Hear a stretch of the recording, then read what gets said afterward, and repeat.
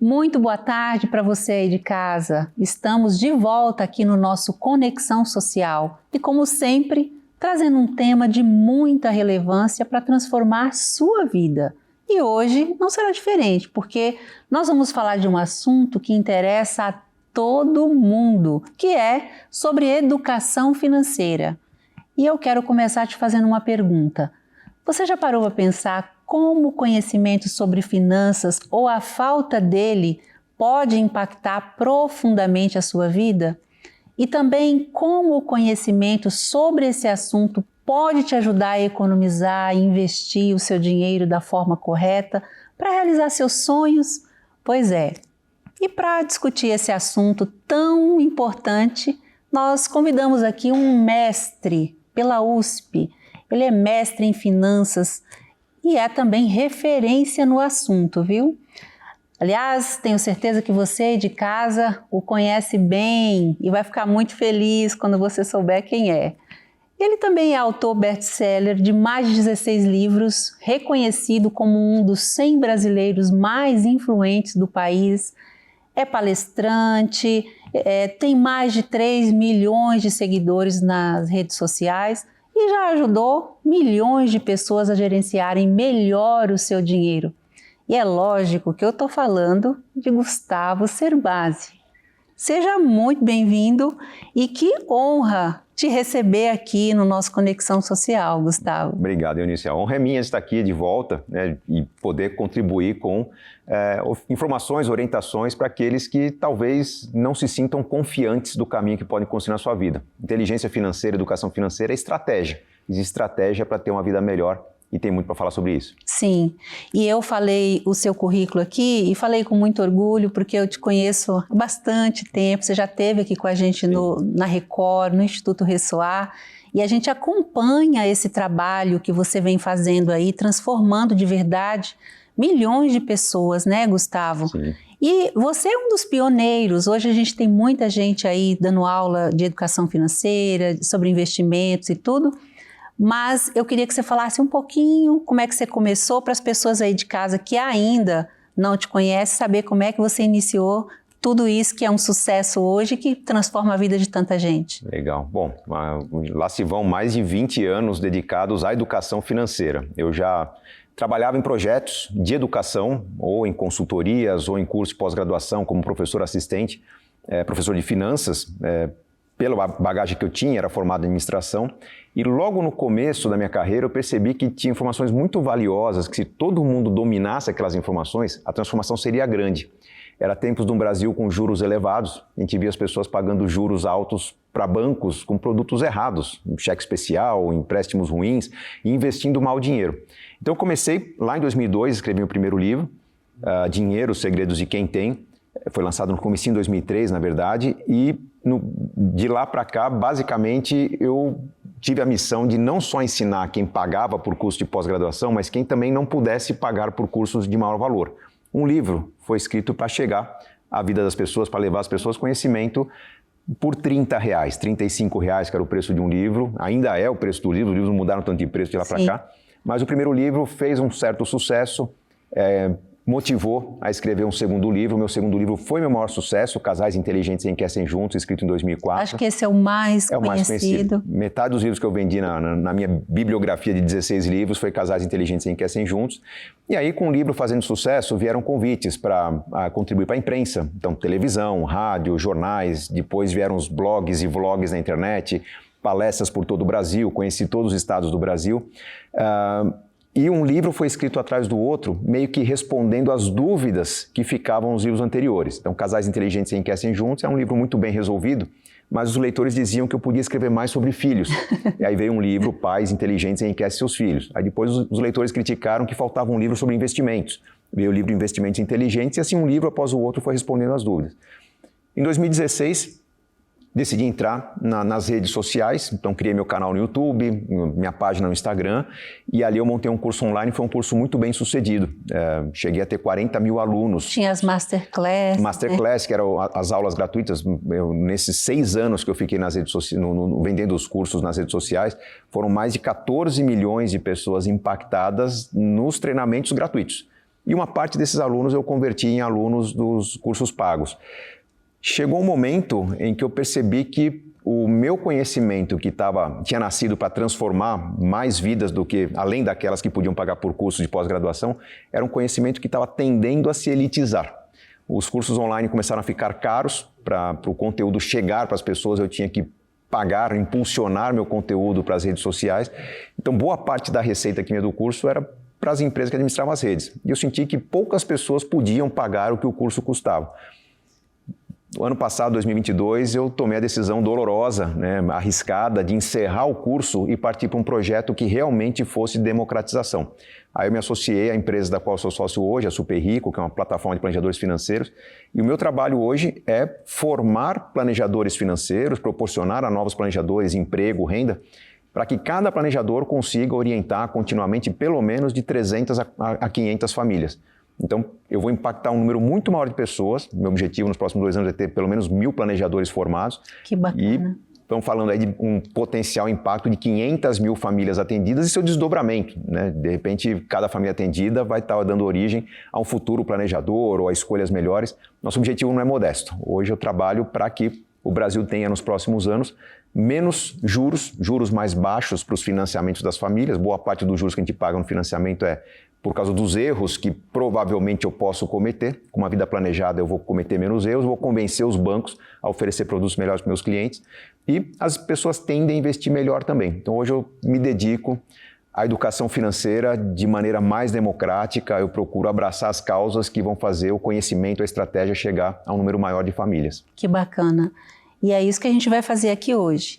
A gente vai fazer com que esse tema, que parece ser, como o Gustavo falou, muito elitizado, porque às vezes a gente não entende nada mesmo e está cometendo erros assim muito fáceis de resolver, né, Gustavo? Sim. E quando a gente convidou o Gustavo, acreditem, não é fácil a agenda do Gustavo, ele é um homem muito ocupado. A gente está esperando aí, acho que quase 1 ano, né, Gustavo, por essa agenda. Então eu quero que você fique aí, pega lápis, caneta, anota aí tudo que ele vai falar, porque eu tenho certeza que vai transformar a sua vida, para a gente poder honrar também a vinda do Gustavo aqui, tudo isso vale muito a pena, a gente quer muito te ajudar. E para a gente iniciar, Gustavo, eu quero começar te fazendo uma pergunta. Eu quero que você fale exatamente para as pessoas de casa, ficar claro para elas o que é a educação financeira e a importância dela na construção básica, uma construção sólida, né? Sim. Da sua vida financeira, curto, médio e longo prazo. Bom, Eunice, a gente está vivendo um momento muito interessante da educação financeira, porque as pessoas perceberam nas redes sociais que nos últimos anos surgiram um monte de influenciadores, educadores, pessoas que, profissionais ou não do assunto, criaram canais para poder explicar sobre como lidar melhor com investimentos, com bancos digitais, com moedas digitais, tentando facilitar a vida dos brasileiros. Então, essa moda, ela vem para o bem e vem para o mal. Bem porque cria um esclarecimento muito grande. A parte ruim é que, às vezes, pessoas que não têm a devida formação, não têm devido esclarecimento, vão falar sobre assuntos que exigiriam talvez um aprofundamento maior, uma experiência maior. Então, acaba, às vezes, convidando as pessoas para investimentos que não são adequados para todos. E a gente vê que muitas pessoas, por seguir dicas de influenciadores, acabam caindo em investimentos perigosos, investimentos de alto risco, investimentos que a gente diz que são voláteis. O preço sobe e desce de maneira muito intensa e assusta os investidores. Educação financeira não é simplesmente conhecer sobre investimentos. Educação financeira é ter consciência do comportamento cíclico da economia. Existem períodos bons, períodos ruins, existe inflação, eu tenho que ter uma estratégia para vencer a inflação, não tenho que me conformar com a inflação, eu tenho que ter uma estratégia que me blinde de riscos que eu mesmo posso correr. Hoje eu posso ter uma vida confortável, conseguir pagar uma casa própria ou alugada, ter um meio de transporte, ter uma rotina de lazer, porque eu estou empregado. Mas eu tenho que considerar na minha estratégia se em algum momento no futuro eu posso estar desempregado e como será a minha vida nessa situação. Então a educação financeira é ter conhecimento das variáveis que podem me pregar uma peça no meio do caminho. Por quê? Se eu considerar 3 tipos de comportamentos financeiros básicos, eu posso estar endividado, eu posso estar em equilíbrio e eu posso estar poupando. Endividado, todo mundo sabe que é um problema e eu não me preocupo tanto com as pessoas endividadas. Tem uma estratégia específica para endividado, mas eu tenho uma preocupação maior com quem está em equilíbrio. Porque o endividado já está em estado de alerta. Ele já sabe que tem um problema. Ele já está conversando em família sobre soluções que são importantes para não piorar o problema. Quem está poupando está um pouco mais confortável. Agora, quem está no falso equilíbrio, que eu costumo chamar, é aquela pessoa que trabalha, paga as contas, às vezes consegue poupar um pouquinho, depois de um mês tira o dinheiro que aconteceu imprevisto, ou seja, está sempre no limite. Essa pessoa talvez não tenha consciência de que se perder o emprego ou uma das duas fontes de renda da família, simplesmente o padrão de vida fica inviável. Então, uma vida que está aparentemente harmoniosa, desconfortável, mas harmoniosa, ela pode ser inviável da noite para o dia. Então, essa pessoa precisa ser alertada. Então, a educação financeira é eu perceber o que me põe em risco, o que eu preciso guardar para o futuro para ter uma renda que complemente a aposentadoria pública que não é suficiente para ninguém, que cuidados eu preciso tomar para dar estabilidade para os meus filhos. Eu não sou eterno, eu não sei quando vai ser a hora de partir, pode ser que eu parta antes do que eu estou prevendo e meus filhos precisam de um tipo de suporte. Então, um bom conhecimento sobre como funcionam os bancos, como que eu posso aproveitar melhor o serviço dos bancos, como que eu posso organizar as contas de casa, como que eu posso me proteger em relação à obra do acaso, os imprevistos que vêm pela vida, tudo isso compõe uma educação financeira. Eu ainda daria um passo além, dizer que inteligência financeira é quando eu consigo driblar os aspectos emocionais, a ansiedade, e fazer com que a educação financeira passe a fazer parte da minha vida. Quando eu tenho um orçamento organizado, quando eu estou poupando para o futuro, quando eu sinto que se um imprevisto acontecer eu tenho um plano alternativo, eu já estou colocando em prática a inteligência financeira, que é a educação financeira se tornando parte do dia a dia da família. Muito bom. E a gente conversava um pouco antes sobre que faz muito tempo que a gente falava a educação financeira tem que fazer parte da grade escolar. Não tinha isso, hoje já tem, mas eu queria que você explicasse melhor como é que ela está, como é que os pais podem até incentivar os filhos e enxergar essa educação financeira ali na grade escolar. A educação financeira presente na grade escolar foi uma luta minha e talvez de alguns milhares de profissionais, de governo, de instituições privadas, de bolsa de valores. A gente sabe que a economia brasileira pode ser muito melhor, não apenas se o brasileiro poupar mais, né? Se o brasileiro fizer escolhas melhores, perder menos dinheiro com erros, perder menos dinheiro por não ler direito contratos, perder menos dinheiro por não cair em contos do vigário, né? Vendas de produtos financeiros que não funcionam. Esse conhecimento já faz parte da educação de todas as escolas no Brasil, públicas e privadas. Ela está na Base Nacional Comum Curricular desde 2020. Muita gente se surpreende com essa informação porque quando entrou na Base Nacional Comum Curricular, quando o assunto tendeu a virar notícia, surgiu a pandemia. E aí a pandemia virou a grande pauta da mídia, da imprensa no começo de 2020. Esse assunto ficou meio que ali escondido. Mas se pais e mães procurarem hoje no boletim escolar dos seus filhos, não vão encontrar educação financeira, porque é um módulo interdisciplinar, está na ementa de português, história, geografia, matemática, química, física, sempre tem algum conteúdo de educação financeira. Alguns até se surpreendem, mas português também? Sim. Ler contratos é uma forma de você se blindar contra problemas, não assinar aquilo que você não deveria assinar. Então hoje as crianças têm educação financeira nas escolas. Isso facilita muito o trabalho dos pais, só que não tira a responsabilidade dos pais, tem que ficar bem claro. Por quê? A escola dá estrutura, a escola permite refletir sobre quais são as armadilhas que o mercado financeiro oferece, que o comércio oferece, como explorar ao máximo as oportunidades e serviços que a economia oferece. Pais e mães, talvez não precise mais ensinar a montar um orçamento, o filho vai aprender na escola, mas a família ensina dando exemplo, mostrando para um filho, para uma filha, por exemplo, que conseguiram fazer uma festa ou conseguiram sair de férias porque houve um processo de sacrifício. Vamos agradecer, vamos, enfim, celebrar esse momento porque aquele esforço que todo mundo fez nos últimos meses permitiu ter esse fim de semana na praia, permitiu fazer essa festa, permitiu fazer essa viagem. Poupamos até mais, vamos comemorar. Acho que o processo mais importante na educação financeira não é simplesmente organizar os números em tabelinhas, anotar, juntar, investir. É ter esse sentimento, esse instinto de fazer um sacrifício por um tempo controlado para saber celebrar o resultado desse sacrifício. Eu posso fazer um sacrifício para viajar daqui 3 semanas, eu posso fazer um sacrifício para ter uma viagem especial daqui a 2 anos, eu posso ter um sacrifício para comprar uma casa, um sacrifício para celebrar um casamento. E sempre tem que ter uma celebração marcando o fim do sacrifício. Por quê? Planos mais complexos vão exigir talvez um sacrifício menor por um prazo maior, mas se eu não tiver esse sentimento de celebração, pode ser que eu abandone no meio do caminho. Então, uma estratégia importante é nos habituarmos ao sacrifício mais celebração para colher mais frutos na vida. Ou versus a realização dos sonhos, né? Exato. Sacrifícios não são ruins, né? Eles têm que acontecer, mas com data para acabar. O que não funciona é aquela vida de sacrifício que torna as pessoas viciadas em trabalho, dependentes de trabalho, porque elas escolheram um estilo de vida que só se mantém se trabalhar muito. Mas se não há celebração, há uma tendência da frustração, uma tendência do arrependimento, da resignação, do tipo, não vou conquistar nada na vida, as pessoas não constroem mais planos. Então, os sacrifícios valem quando há algo a ser conquistado num prazo conhecido. Muito bom.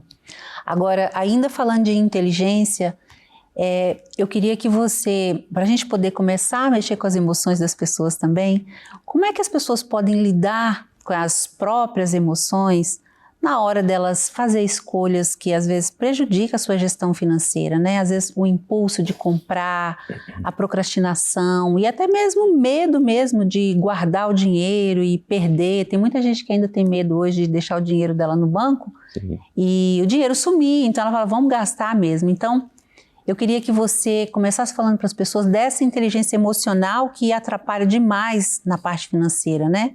Bom, inteligência existe sempre, Eunice. As pessoas se surpreendem quando eu falo que mesmo quem erra está errando por ser inteligente, né? Porque existe a inteligência racional, que é quando eu organizo uma estratégia para conquistar o que eu quero.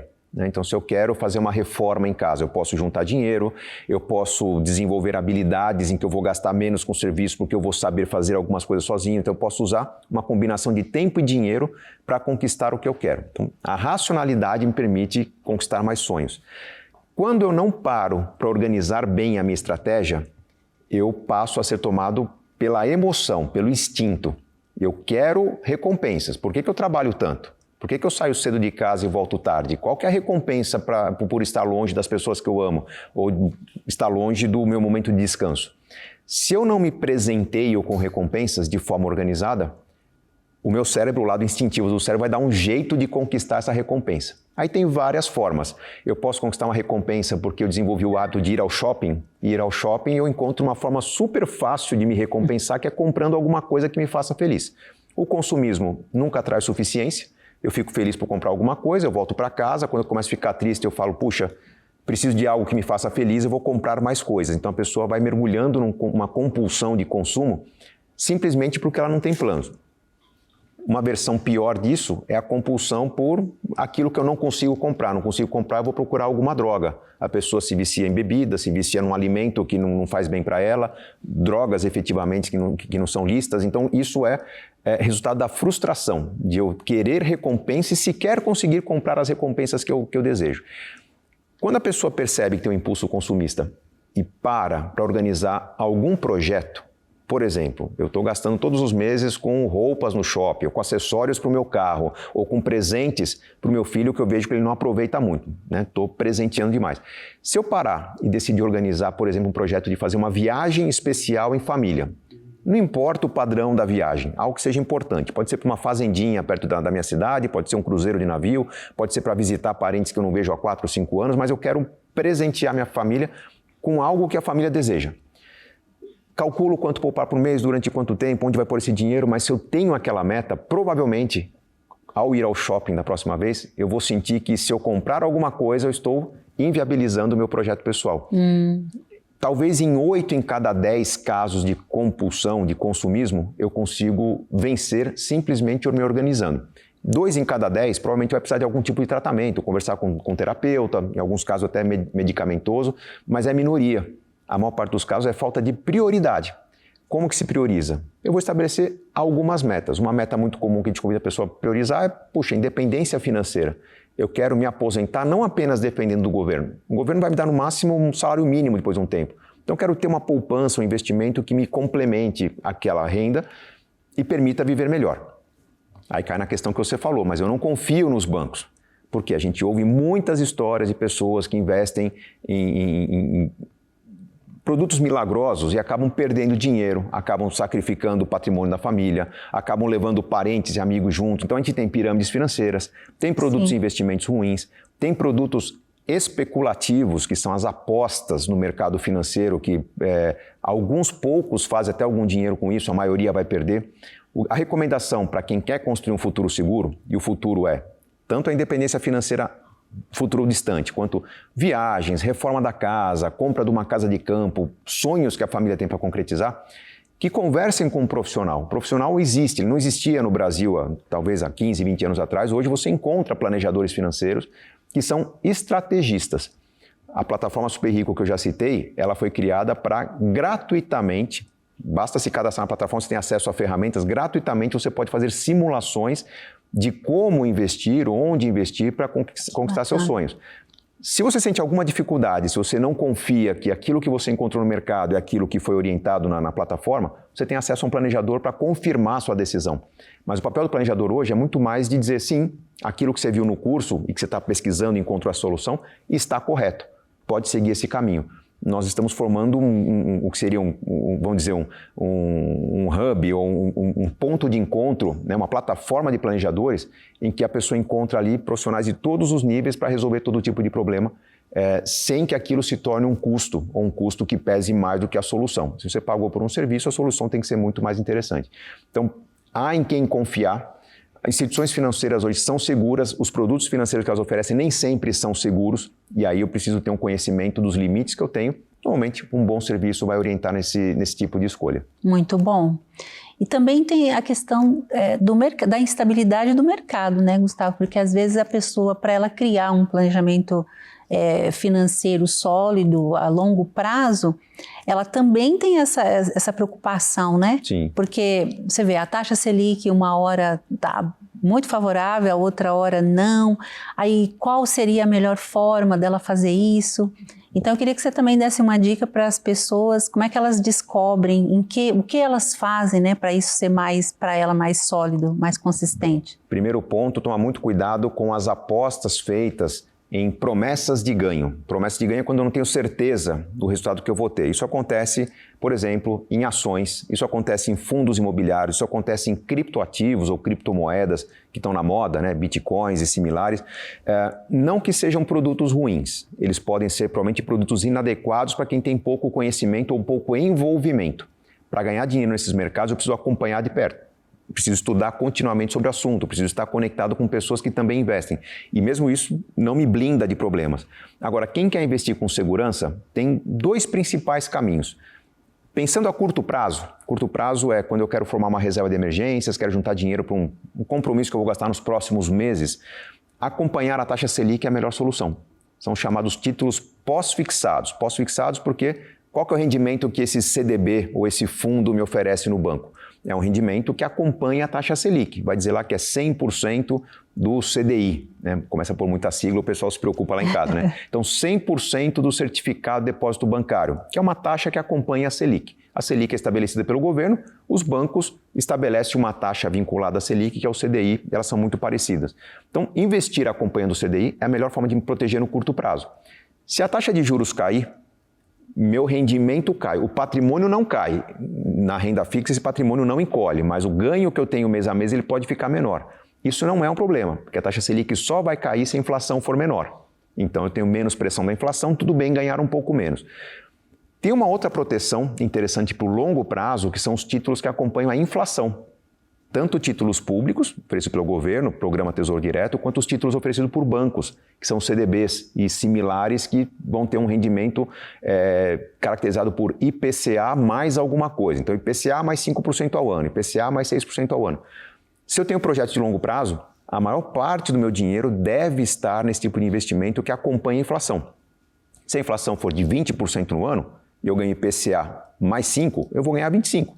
Se a inflação for de 5% no ano, eu ganho IPCA mais 5, eu vou ganhar 10. 10 não é pior que 25, porque eu estou ganhando menos num cenário de menor inflação, meu patrimônio continua crescendo 5% acima da inflação.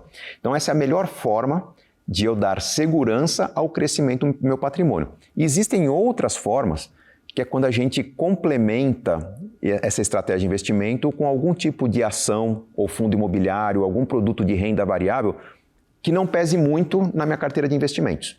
Eu tenho que ter uma carteira que num cenário muito ruim, a perda seja talvez no máximo de 0,5%, 1%, algo que eu recupere nos próximos meses. E não aquelas exposições que as pessoas fazem que, puxa, pus todo o meu dinheiro em ações e num único mês a pessoa perdeu 20%. Isso, por mais que possa ser natural para o mercado, porque acontecem perdas e recuperações, assusta as pessoas. Assusta. Imagina quem vendeu um terreno de 100 mil reais, colocou na bolsa e depois de um tempo tem 80 mil.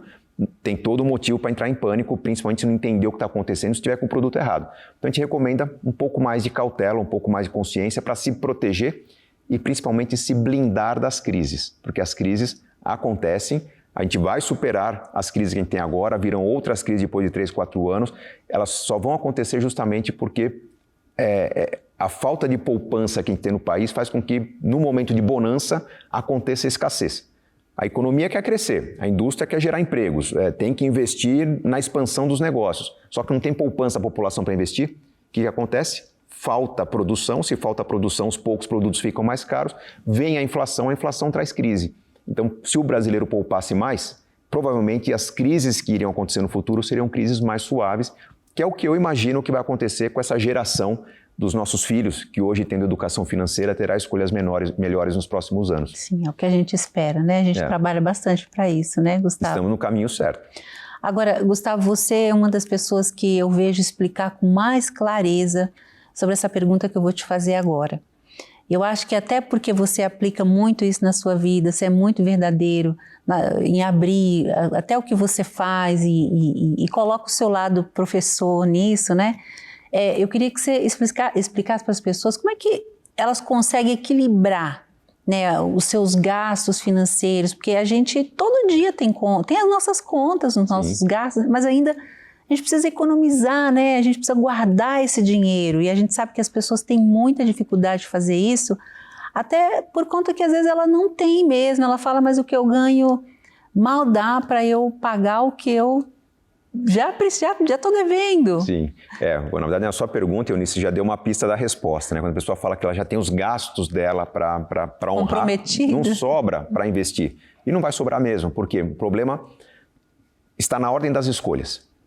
O processo de decidir o estilo de vida das famílias está errado, porque imagine que se eu chego à vida adulta, imagine um jovem que terminou os estudos ou está terminando os estudos, começa a trabalhar, tem a sua primeira renda.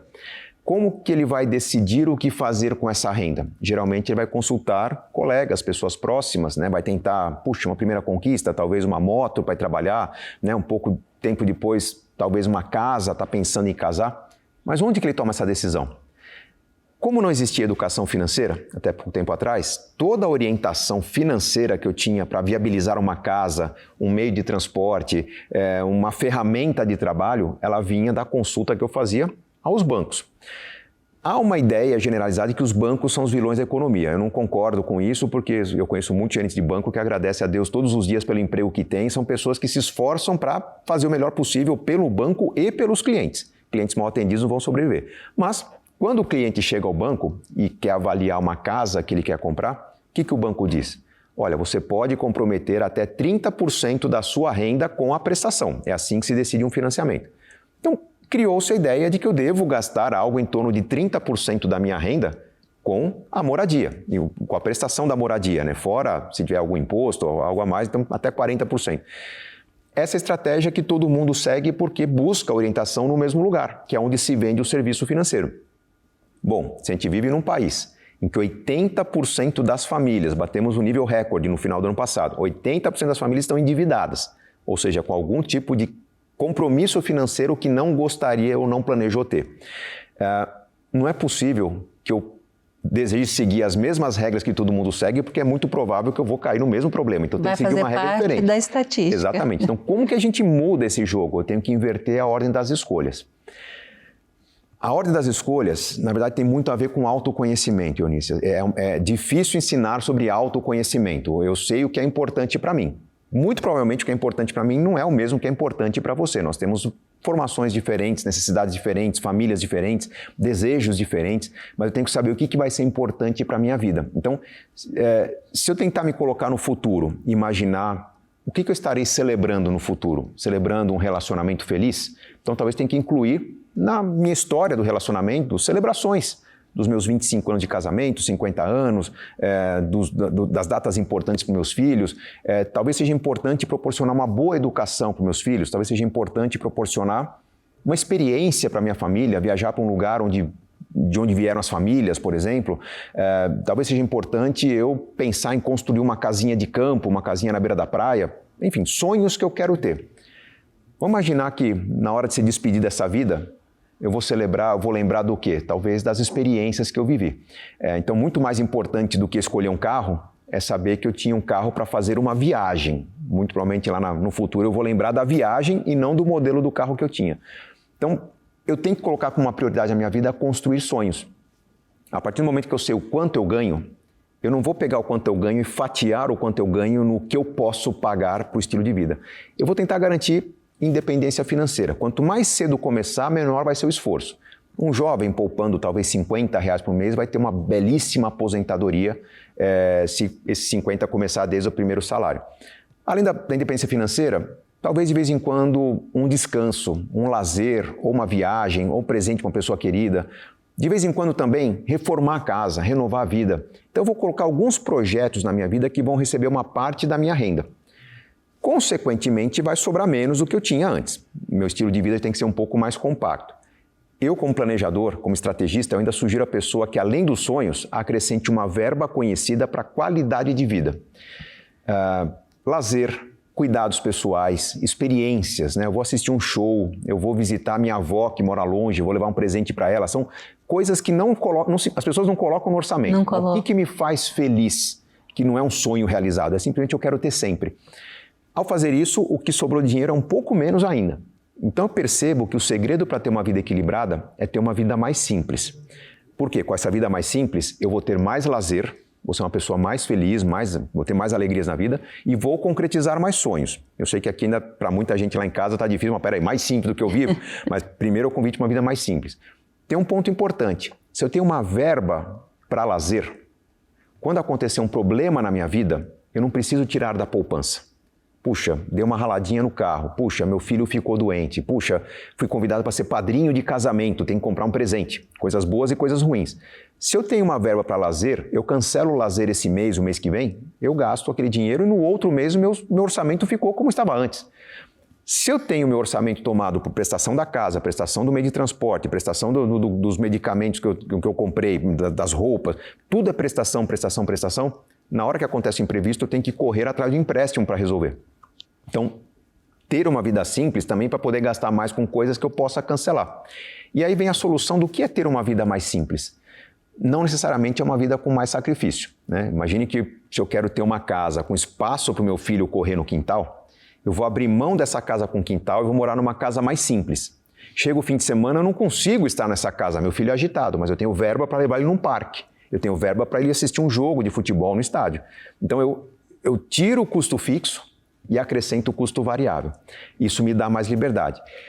Tem soluções de vida simples também que a gente, talvez no Brasil, a gente tem uma dificuldade de se distanciar das pessoas próximas, né? A família tende a se manter muito unida e às vezes papai e mamãe conseguem pagar uma residência num bairro um pouco mais caro, o filho se vê obrigado a tentar conseguir alguma coisa próxima, mas muitas vezes um deslocamento um pouco mais para o interior, um pouco mais longe da onde são os centros mais caros, eu vou conseguir uma moradia mais barata.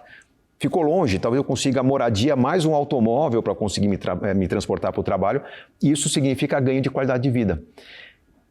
É interessante perceber que quando eu vejo pessoas falando, nossa, mas não dá para viver no Brasil. Se eu trabalhasse em Portugal, nos Estados Unidos, se eu fosse garçom, limpasse privadas em outro país, mesmo ganhando pouco, eu viveria bem. Se eu for conversar com um jovem, né, como você viveria bem nesse outro país? Essa pessoa vive bem num país dividindo moradia com outras pessoas, morando no porão de uma casa, morando num apartamento compacto, porque ele quer fazer a vida. Quando ele está longe da cobrança da sociedade que espera dele sucesso, ele adota um estilo de vida mais simples.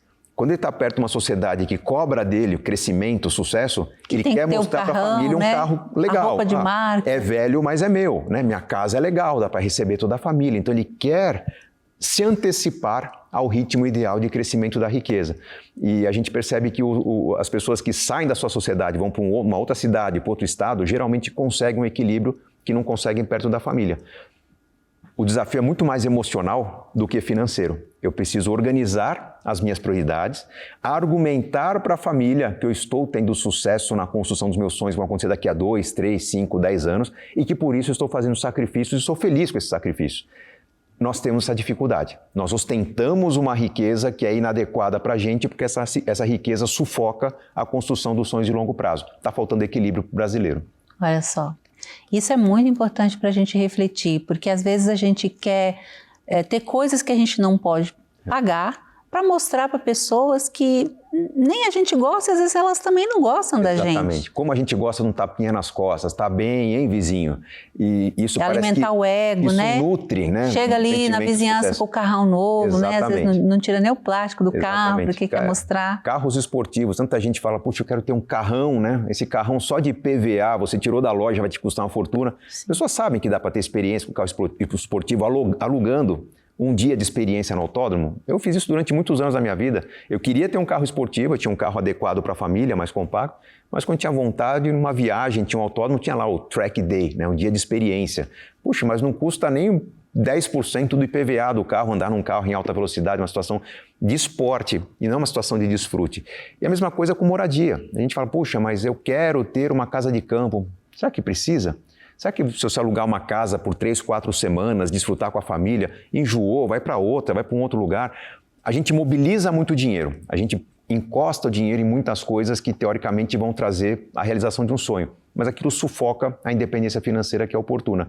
E até geográfica, né? Porque você fica só, vou para esse lugar, né? Exatamente. Tem uma casa lá agora. Eu estive recentemente na terra do meu pai é italiano, fui visitar o sul da Itália, a região mais pobre da Itália, e visitei muitas cidades conhecidíssimas, famosas nas redes sociais, e Cinque Terre, Poliano a Mare, enfim. E eu me surpreendi por saber que essas cidades são muito pequenas. Sabe por que elas são pequenas, Eunice? Elas não crescem porque as pessoas não querem ter casa de veraneio na Itália. Só. As pessoas, principalmente as pessoas de menor renda, elas querem circular. Por que eu vou comprar um apartamentinho, uma casa na beira da praia, se eu posso ter uma casa mais barata no interior, mas numa temporada eu vou para uma praia, na outra eu vou para outra, na outra eu vou para outra. Então você vai para cidades que são conhecidas há 2.000 anos e tem lá 3.000, 4.000 habitantes, tem 3, 4 hotéisinhos.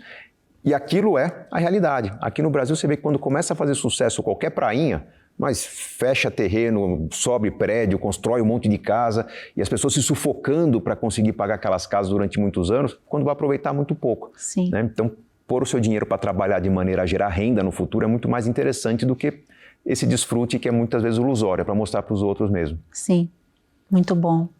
Agora, Gustavo, assim, tem as armadilhas financeiras, né? Você falou aí um pouco antes, mas eu quero que você fale melhor, porque assim, as pessoas elas vivem caindo nas armadilhas. Sim. E no conto do vigário no sentido de, não, compra, você vai pagar isso a longo prazo aí, meu Deus.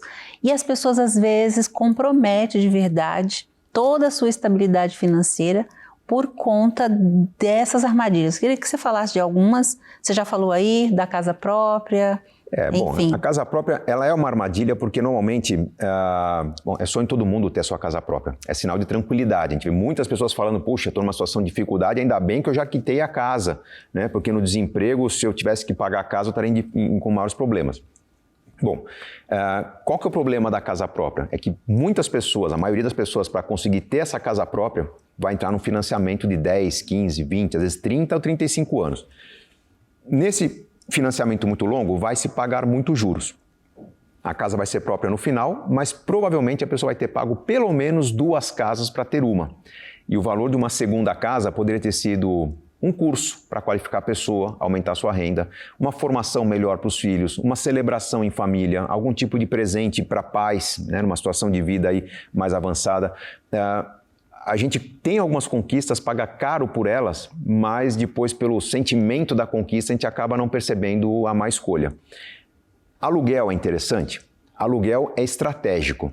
Não é necessariamente interessante, ele é estratégico. Enquanto eu quero mudanças na minha vida, vai ser mais interessante ter um aluguel. Então, alguns exemplos. Eu estou num apartamento alugado, não é confortável para mim, minha esposa está grávida, vai chegar um bebê, eu preciso de um apartamento maior. Compra a casa própria? Talvez não seja o melhor momento de comprar a casa própria. Por quê?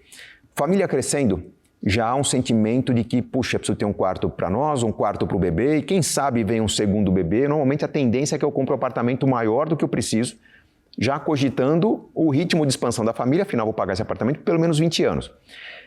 Isso é errado, porque durante boa parte desse tempo o apartamento maior vai estar sendo pago e ele vai ter uma área ociosa. Vai ter sempre aquele quartinho da tranqueira que se você abre ali, chamam de escritório, mas tem as peças grandes do bebê. Vira closet. Exatamente, uma mistura de closet, escritório e enfim, um monte de sucata lá dentro. Não era necessário. Talvez fosse mais interessante alugar um apartamento um pouco maior. Se vem um segundo bebê, se são gêmeos, se alugam maior ainda no próximo momento, mas enquanto você está evoluindo na carreira, há sempre a perspectiva de crescimento. Pode até ser que você compre uma casa financiada e depois de 5, 10 anos percebe, puxa, mas eu estou numa situação melhor, mas não vale a pena vender essa casa que eu não quitei ainda. E a pessoa fica meio que enjaulada numa escolha que não é ideal. Então, a gente pensa em aluguel para o que seria a moradia. As pessoas bem-sucedidas que estão pensando, puxa, eu quero ter uma casa de campo. Mas você quer mesmo? Aluga por uma temporada. Casas de campo o pessoal aluga por 3, 6 meses. Experimente aquele lugar por 3 meses. Gostou? Aluga por mais 6 meses. Nesse tempo você vai conviver com pessoas da região que vão te dizer, naquela região, exatamente qual que é o melhor ponto para você ter uma casa. Imagina comprar uma casa num lugar que parece bacana no stand de vendas. Quando você começa a desfrutar, tem um vizinho muito barulhento, tem uma vizinhança violenta, tem algum tipo de problema, cheiro de rio, alguma coisa que te incomoda e, puxa, agora são 10 anos para pagar essa casa que não vai ser fácil vender. Quando você aluga, você tem a tentativa, a experiência. Com carro é a mesma coisa. A família tem um carrinho popular, deu para pagar, é velho, mas é meu, mas a família cresceu. Preciso de um carro maior. Precisa mesmo? Não é porque você quer viajar de vez em quando para visitar a família? Olha, manter um carro compacto e alugar de vez em quando um carro maior sai muito mais barato. Em muitas situações, vou viajar, eu preciso comprar malas. Puxa, já tem serviço de aluguel de malas, tem serviço de aluguel de roupa de frio. Então, a possibilidade de eu testar aquilo que eu quero comprar pode parecer caro, mas geralmente você usa 1, 2 vezes e já não quer usar a terceira. Já não quer mais usar a terceira. Se você começa a alugar de forma frequente, é um bom sinal de que talvez seja melhor você comprar aquilo, você vai fazer um melhor negócio. Mesma coisa com casa de campo, mesma coisa com meio de transporte. Se você usa com frequência aquela ferramenta, ponha em prática um plano de aluguel. Vale também para ferramentas de trabalho. A pessoa começa a cozinhar, fez um curso de gastronomia, puxa, está fazendo sucesso entre os amigos, quero comprar uma cozinha industrial. Cozinha industrial, se ela fica parada pelo menos 8 horas por dia, você fez um mau negócio. Porque é um equipamento mais caro, um equipamento sofisticado, você pagou um financiamento. Agora, quer cozinhar para fora, montou uma cozinha? Encontre alguém que vai locar essa cozinha de você na madrugada, por exemplo. Alguém que produz quentinhas, alguém que faz alimentos que não precisam ser entregues na temperatura ideal ali saindo do forno. Meios de transporte, a pessoa compra um carro porque quer dirigir por aplicativo. Esse carro é ideal que ele não fique parado. Uma pessoa dirige 8 horas, outra pessoa dirige 8 horas, outra pessoa dirige 8 horas. Então você pode ou alugar o seu carro para alguém diminuindo o seu custo, ou conseguir alguém que tem um carro parado no horário que pode locar para você. São técnicas que permitem aliviar aquele custo fixo que eu falei no começo do nosso papo. Quanto menor o custo fixo, mais flexibilidade eu tenho. Sim. Técnicas que me dão mais liberdade de arrependimento. Posso experimentar uma atividade e não gostar, posso experimentar uma vizinhança e não gostar, posso experimentar uma viagem e não gostar. Quantas pessoas, Eunice, vão para aquele hotel que há muito tempo querem ir, chegam lá, tem aquele café da manhã oferecendo, olha, clube de férias, né? Não é necessariamente algo ilícito ou ruim, mas aquilo é adequado para quem vai sempre para o mesmo lugar. No mundo das finanças, a gente nunca paga antes o que vai desfrutar depois. O ideal é você desfrutar e depois pagar.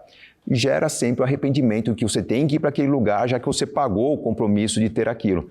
Então, sempre tomar o cuidado de não se engessar. Acho que a grande armadilha que a gente tem no mundo das finanças é perder a liberdade de poder não fazer aquilo que eu me comprometi a pagar, perder a liberdade de poder comprar alguma coisa, mas estou pagando prestações de algo que eu uso pouco. Mantenha-se flexível, considere o aluguel como uma estratégia, tente dividir os seus custos fixos com alguém que você vai ter uma vida muito mais leve.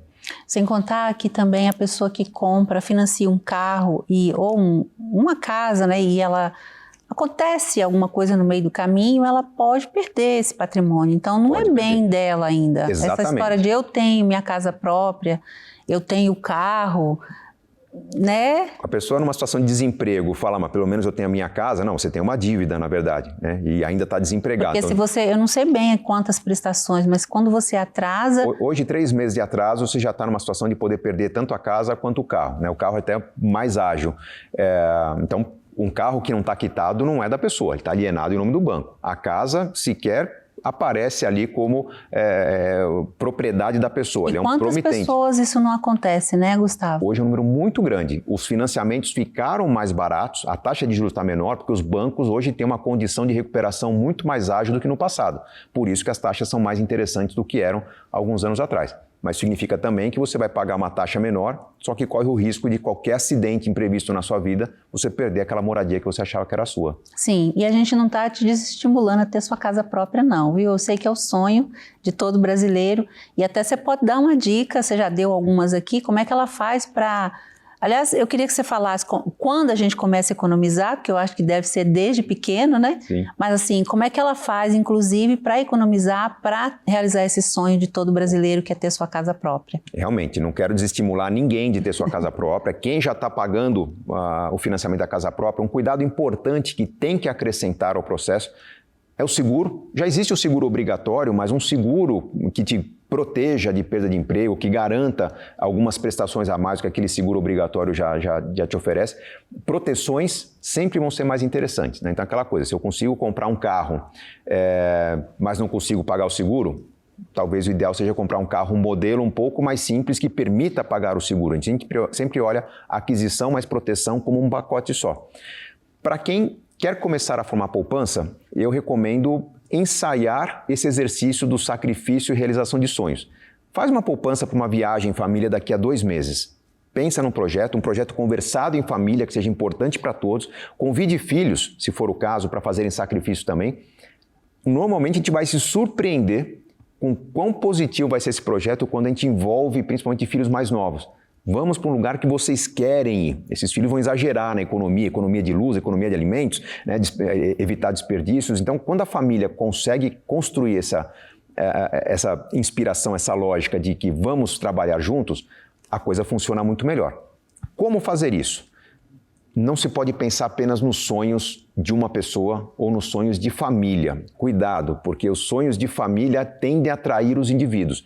Sonho de família é, nós vamos ter filhos, nós vamos nos aposentar, nós vamos ter uma casa de campo. Isso é desejo da família, mas tem os desejos individuais. Eu gosto de viajar, você gosta de dançar, eu gosto de amigos, você gosta de família. Se eu esqueço do indivíduo, há uma tendência de eu construir sonhos que vão meio que neutralizando, matando aquela individualidade de cada um. Essa é boa parte da explicação daquelas separações tardias. Sabe aquele casal que você conhece? Puxa, mas parecia que tinha uma vida tão completa, tinham tudo, não faltava nada, e um divórcio lá com 20 anos de relacionamento. Por quê? Chega um momento que cai a ficha que alguém pensa, puxa, estou vivendo uma vida que não é minha, eu perdi minha autenticidade, eu tinha sonhos na adolescência que não estão acontecendo. Então eu tenho que valorizar os sonhos individuais. Eu costumo dizer que num relacionamento 1 mais 1 é igual a 3. Existem 3 tipos de sonhos a serem construídos. Os sonhos de um, os sonhos de outro e os sonhos de casal. Os sonhos de um são desejos individuais que, puxa, vamos agora abraçar a causa de realizar o seu projeto, depois que realizar o seu, o próximo projeto é o meu. E em paralelo os sonhos de família. Isso dá aquele sentimento de que ambos estamos sendo considerados aí como, puxa, meus sonhos são importantes. Vão lembrar sempre que os opostos se atraem, então é bem comum que os sonhos de um sejam diferentes dos sonhos de outro. Sim. E isso gera um sentimento de cumplicidade.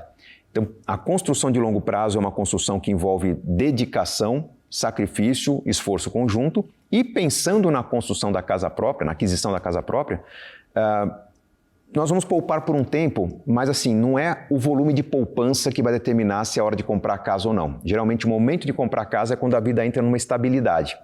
Quando eu não quero mais mudanças na vida, né? Eu sou jovem, eu penso em casar, depois de casar eu penso em ter filhos. Em algum momento alguns falam, tá bom o número de filhos, alguns dizem, não quero ter filhos. Pode ser que a pessoa esteja em ascensão na carreira, então enquanto a vida está mudando, eu tenho que me manter flexível. Pode ser que minha próxima oferta de trabalho seja em outra cidade, em outro estado, em outro país. Uma casa própria é um problema. Quando eu vejo que eu estou propenso a negar ofertas melhores de trabalho, porque, puxa, até me ofereceram um emprego com salário maior, mas meus filhos estão adaptados na escola. Papai está ficando velhinho, eu quero estar perto da família. Eu estou habituado à minha rotina, amigos. Esse é um sinal de que eu quero estabilidade. A estabilidade é o momento certo de comprar casa própria. Tenho dinheiro? Se a pessoa tem um pé de meia, pode considerar o pé de meia para dar entrada. Geralmente, essa estabilidade vai ser conquistada uns 8, 10 anos depois do que normalmente as pessoas compram casa. Geralmente, quem casa quer casa, por volta dos 30 anos que as pessoas entram no financiamento. Sim. Quem deixa para depois é mais perto dos 40. Ali já tem um bom fundo de garantia acumulado para quem é empregado no regime da CLT. Você pode usar seu fundo de garantia, dar uma pequena entrada e pode assumir um financiamento. Não é um problema entrar no financiamento, desde que não seja financiamento de 20 anos, 25 anos, 30 anos. E que comprometa a sua renda, né? No momento que você está criando com criança pequena. Você assume, pode até assumir um planejamento de 15 anos, mas você faz contas que vai usar o 13º, alguns bônus, para tentar eliminar esse financiamento em 8, no máximo 10 anos.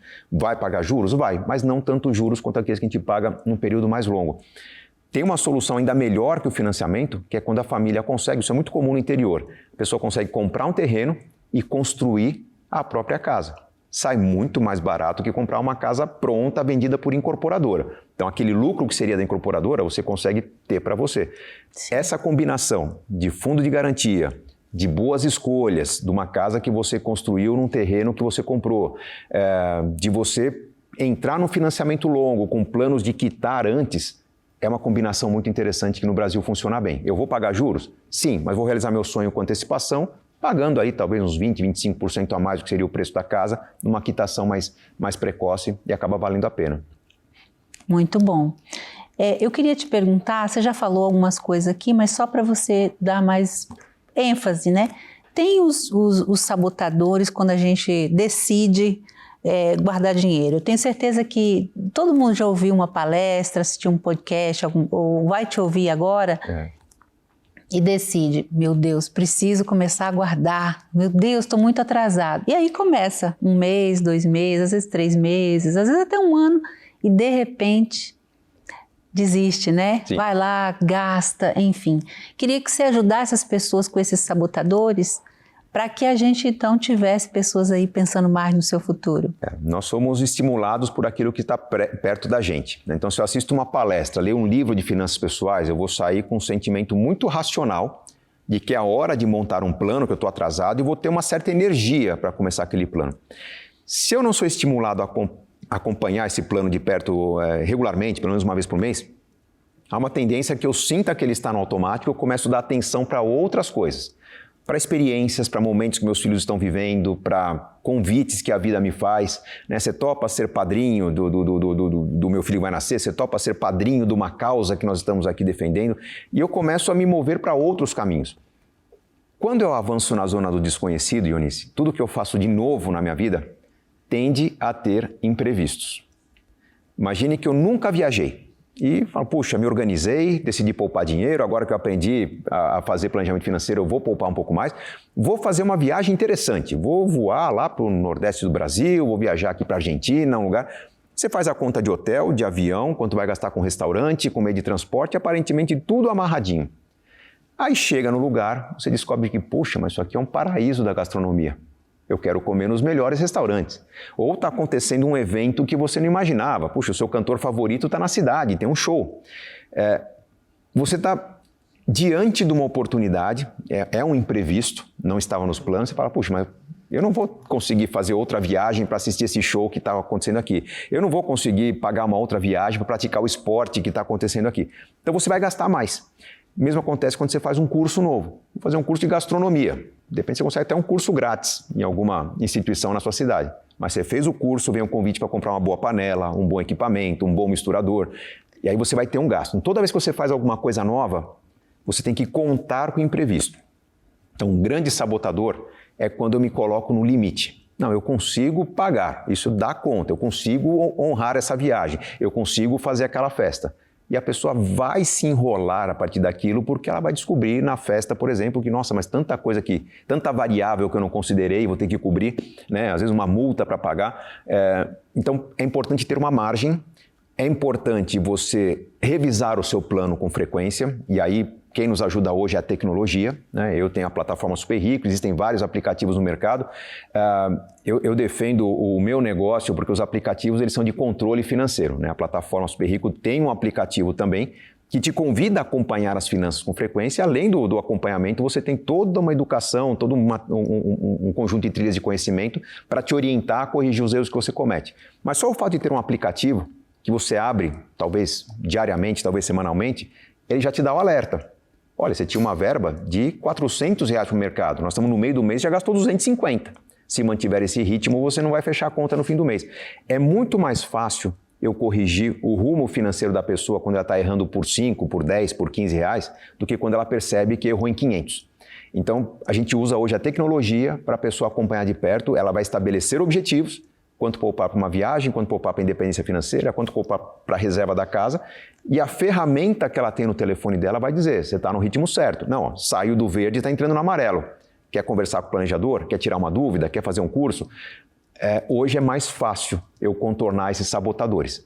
Geralmente, o principal sabotador era aquele engessamento ou a falta de contato diário com as finanças. A pessoa deixava de lado, quando descobria, uau, estou devendo quase um salário. Aí é muito difícil voltar atrás mesmo. Então a gente vai no passo a passo corrigindo pequenos erros para que a pessoa chegue confortável no fim do ano sem ter que fazer grandes manobras com o 13º, com o bônus. Funciona muito mais fácil assim. Muito bom. E essa plataforma Super Rico me parece maravilhosa. Até eu vou baixar também. Né? Não vai se arrepender. O convite é para se cadastrar. O cadastro é gratuito, lá em superrico.com.br e o acesso às ferramentas ou os tutoriais. E a tecnologia hoje, ela ajudou muito, né? Esse é o momento, né? Na verdade, nós temos não só a tecnologia que as empresas como a Super Rico desenvolvem, mas está vivendo o momento do Open Banking. Os melhores produtos financeiros que os bancos oferecem, você não tem que pesquisar banco por banco. Hoje, no seu próprio banco, você vai ter a oferta de um produto de financiamento e investimento que o banco tem e que outros bancos oferecem também, né? E tem o Open Finance, que é o Finanças Abertas, né? Que é a autorização que você dá para o seu banco disponibilizar dados para que outros bancos possam te oferecer produtos mais eficientes. Então, a tendência é que as margens de lucro que os bancos têm se encolham. Acionistas de banco não se preocupem, porque isso vai fazer com que mais pessoas sejam incluídas no sistema financeiro, porque os bancos vão cobrar menos juros, vão ter produtos mais eficientes, e quem está hoje à margem desse serviço da sociedade tende a se incluir.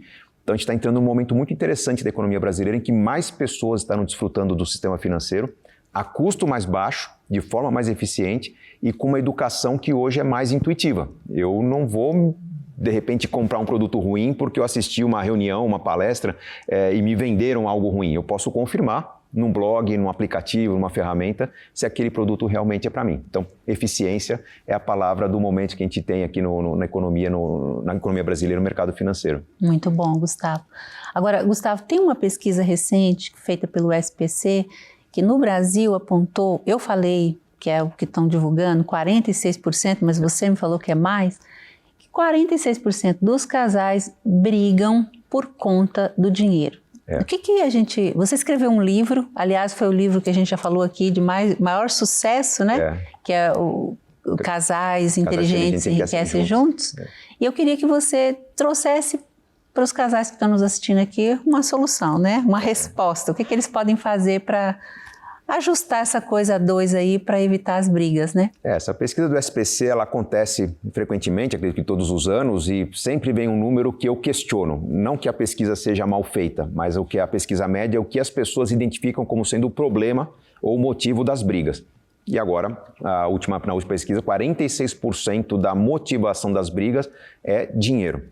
Esse número, na verdade, é bem maior, tá? Porque quando a gente tem situações do tipo, mas meus sogros não me entendem, né? Geralmente é uma diferença econômica de famílias que faz com que haja questionamentos, pressões, questionamentos na forma de consumir, né? Imagina um filho mais mimado, uma filha mais mimada que casa com alguém que é mais conservador, né? Que tem um planejamento diferente, então pode ser que haja um desconforto. Então, famílias que brigam, sogros que não se entendem com genros e noras, situações do tipo falta romantismo, né? Falta romantismo é que a pessoa esperava situações de consumo mais espontâneas e a vida está muito planejadinha. Então, tem muitos motivos, romantismo, briga de família, meus sonhos não se concretizam, não vejo sentido no relacionamento, falta amor.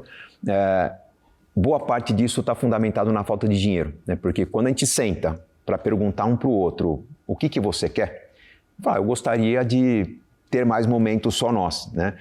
Isso é uma indicação de que talvez valha a pena até trabalhar algumas horas a menos, principalmente profissionais liberais, e ter um pouco mais de tempo para a família.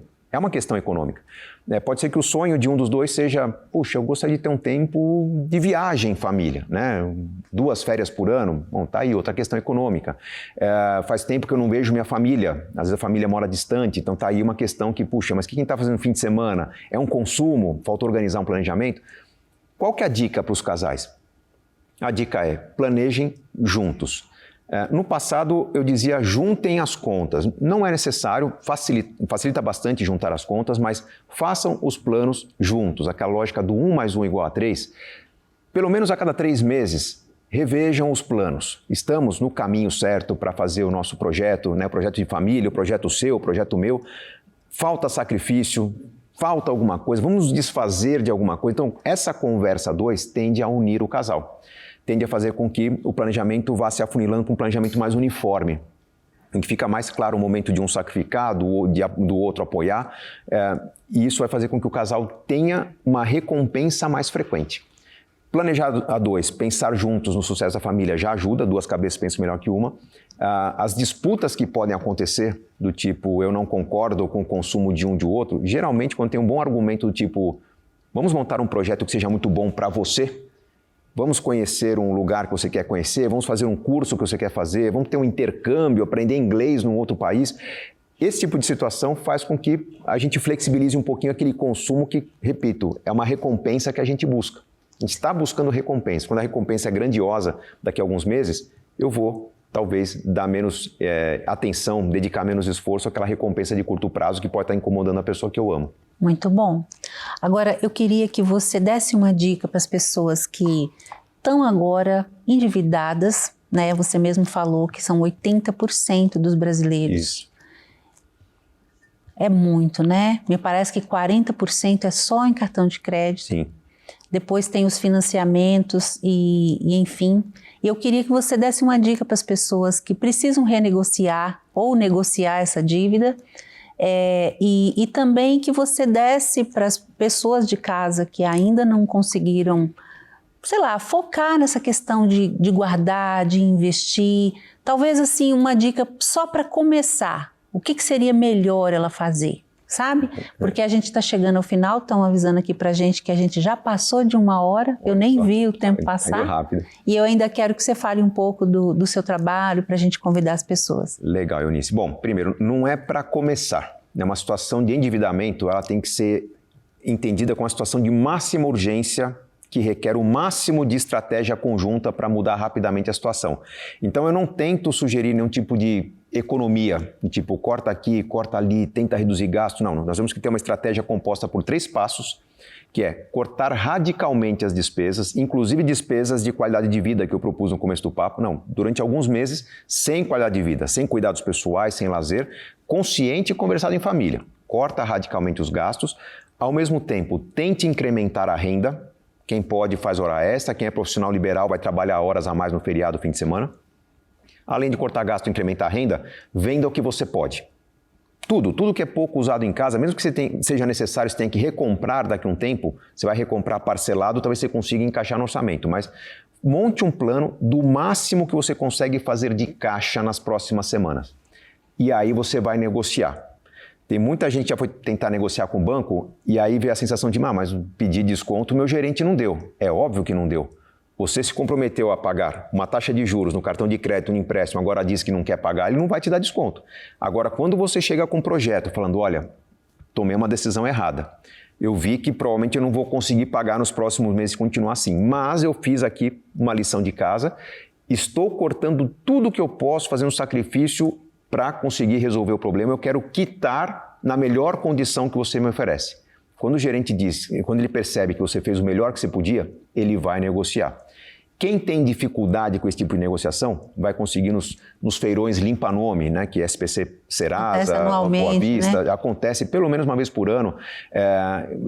Procure os feirões, existem os serviços adequados.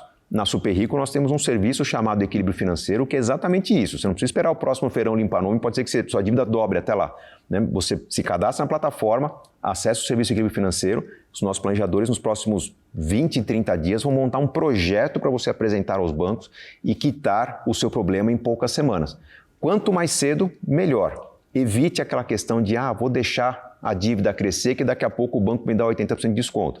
Ele vai te dar 80% de desconto de 100 mil quando a dívida ficar gigante. É melhor você pagar agora 20% de desconto de 5, 10 mil do que esperar a coisa fugir ao controle. Esse basicamente é o modelo. Né? Concentre o esforço e se você precisa de 4 ou 5 meses de esforço para quitar as dívidas, 5, poupa por 6. Junte dinheiro por mais um mês para ter um prêmio para a família que se sacrificou. Marque com um jantar, com um passeio, com uma festa, mas tire fotos, simbolize fortemente o fim daquela etapa, para a família entrar num processo agora sem pagar juros muito mais leve. Muito bom. E por fim, eu queria que você encerrasse deixando uma mensagem para as pessoas. Eu sei que você é um pai amoroso, um marido extraordinário, tem uma família linda.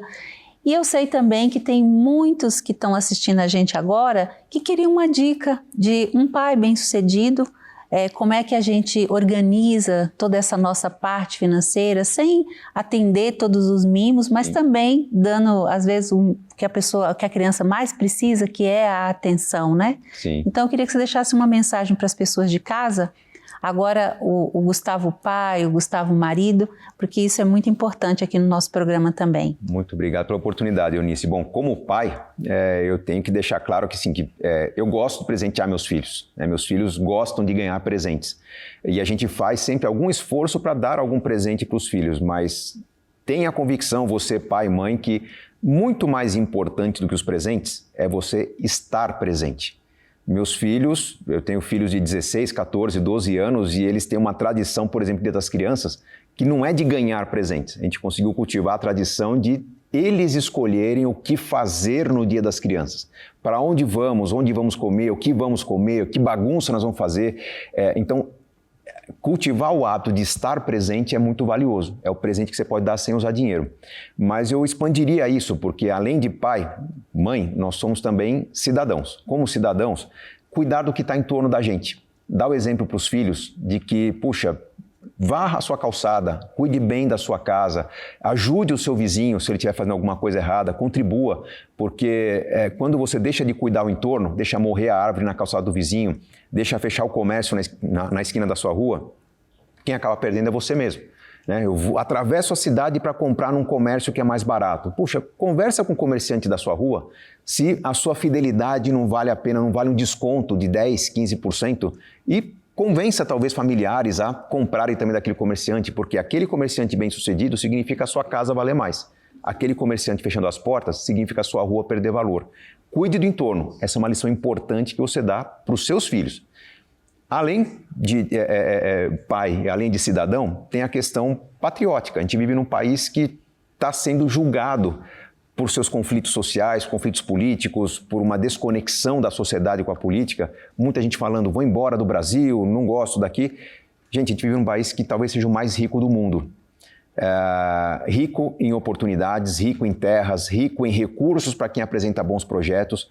Cuide do seu país, porque provavelmente você não vai conseguir fazer fora do seu país uma vida que você tem próximo dos seus valores, da sua cultura, das pessoas queridas, como você consegue fazer aqui. Agora, para fazer esse país ser melhor, nós temos que contagiar pessoas próximas a gente. Volto à ideia de cuidar do que está em torno de você. Valorize quem está próximo, valorize sua cidade, seu bairro, seu estado. Brigue por aquilo que é importante para a sua cidade e seu estado ser melhor. Essa é a contribuição que todo mundo pode fazer, não só para o país, para a cidade, mas o exemplo que a gente dá para os filhos. Brigue pelo coletivo, que a gente ganha como uma sociedade como um todo. E são eles que vão amanhã estar aqui no nosso lugar fazendo esse trabalho. Sem e dúvida. A gente deseja que eles façam melhor, né, Gustavo? Estamos apenas preparando o caminho para eles. Sim. Eu queria também que você deixasse seus contatos, como é que as pessoas te encontram. A gente coloca aqui o seu @, mas se você quiser falar alguma coisa sobre o seu trabalho, sobre os seus livros, fica à vontade, Legal. Viu? Bom, convite, os livros são a forma das pessoas conhecerem meu conhecimento de forma mais estruturada. As redes sociais são o canal em que eu realmente me comunico com o público. Hoje eu tenho lives semanalmente para não só trocar ideias, trazer orientações, mas dou oportunidade das pessoas tirarem dúvidas comigo nas lives que acontecem às segundas e terças-feiras, geralmente no meu canal no YouTube. E também tem a plataforma Super Rico. Recomendo a todos que conheçam. Nós estamos no momento de expansão da plataforma. O cadastro continuará sendo gratuito e a proposta é que você tenha as principais ferramentas de organização financeira à sua disposição, junto com trilhas de conhecimento para você poder aproveitar essas ferramentas ao máximo. O objetivo é democratizar o planejamento. Tem alguma mágica? Como é que eu consigo oferecer de graça? No mundo de hoje, ter dados é importante. Eu consigo medir a evolução da felicidade financeira das pessoas que usam a plataforma e isso me permite trazer soluções cada vez mais eficientes. São essas soluções que a gente oferece como planos de saúde para empresas, para aqueles que pagam serviços mais completos. Então, a gratuidade para nós tem muito valor, por isso que a gente oferece um serviço tão interessante. Muito bom. Parabéns, viu? Mais Obrigado, uma vez, pela pessoa que você é, pelo trabalho que você entrega, a forma como você ensina, né? E a doação de não medir esforços para falar e deixar a gente tranquilo quando a gente fala de uma parte tão importante que impacta tanto, que é a parte financeira, né, Gustavo? Obrigado. Obrigada por tudo, viu? Eu costumo dizer que enriquecer é uma questão de escolha, né? Não é para soar arrogante, mas a qualidade das nossas escolhas é que nos enriquece. Que todo mundo saiba não só fazer bem o seu trabalho, mas contribuir um pouquinho para que outros aprendam com a capacidade que nós temos. Esse é o nosso objetivo. Sim, isso é a verdadeira prosperidade, né? Sem dúvida. Transbordar, né? Transbordar. Muito obrigada, Obrigado, viu? Eunice. E muito obrigada a você de casa pela sua audiência. A gente espera de verdade que a gente tenha contribuído aqui com boa parte aí dos problemas que você estava precisando resolver. Talvez com as orientações que o Gustavo deu, você vai conseguir reorganizar aí suas finanças, seus custos, vai poder ter mais qualidade de vida e, de fato, realizar seus sonhos, como a gente falou no começo. Um grande abraço para você, siga o Gustavo, siga o programa Ressoar, me siga também e até o próximo domingo. Um grande abraço.